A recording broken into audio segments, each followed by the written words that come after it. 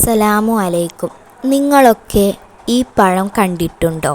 ഈ പഴത്തിൻ്റെ നേട്ടങ്ങൾ എന്തൊക്കെയാണെന്ന് നിങ്ങൾക്കറിയാമോ? എന്നാൽ മുത്തുനബി സ്വല്ലല്ലാഹു അലൈഹി വസല്ലം പറഞ്ഞ നേട്ടത്തെക്കുറിച്ചാണ് ഇന്ന് ഞാനിവിടെ സംസാരിക്കുന്നത്. പ്രിയപ്പെട്ടവരെ, നമ്മളൊക്കെ പഴങ്ങൾ കഴിക്കുന്ന ആളുകളാണല്ലേ. എന്നാൽ ഗർഭിണികളായ ആളുകൾ ഈ പഴം കഴിച്ചാലുള്ള നേട്ടങ്ങളെക്കുറിച്ച് എത്ര പേർക്കറിയാം? ഇത് പറയുന്നത് ഞാനല്ല, മുത്തുനബി സ്വല്ലല്ലാഹു അലൈഹി വസല്ലമ തങ്ങൾ പഠിപ്പിച്ചതാണ്.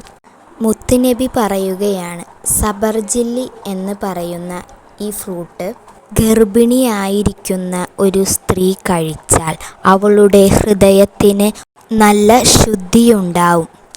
രണ്ടാമത്, അവൾ പ്രസവിക്കാൻ പോകുന്ന കുട്ടിക്ക്, നമുക്കൊക്കെ ഏതൊരു പെണ്ണിനും ഏതൊരു ഉപ്പയ്ക്കും ഏതൊരു ഉമ്മയ്ക്കും അവരുടെ പ്രസവിക്കാൻ പോകുന്ന കുട്ടിയെക്കുറിച്ച് വലിയ ആശങ്കകൾ, അതിനേക്കാൾ വലിയ സ്വപ്നങ്ങളാണ് ഉണ്ടാകുന്നത്. നമ്മൾ അതിനു വേണ്ടിയുള്ള പ്രവർത്തനം നിരന്തരമായി ചെയ്തുകൊണ്ടിരിക്കണം.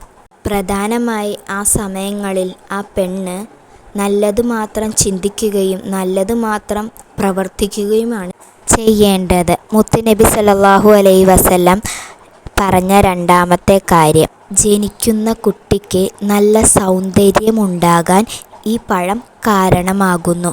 ഗർഭിണികളായ സ്ത്രീകൾ എന്നും ഇബാദത്തുകൾ എടുക്കുകയും സ്വലാത്തുകൾ പതിവാക്കുകയും നിസ്കാരങ്ങൾ ഒഴിവാക്കാതിരിക്കുകയും ചെയ്യുക.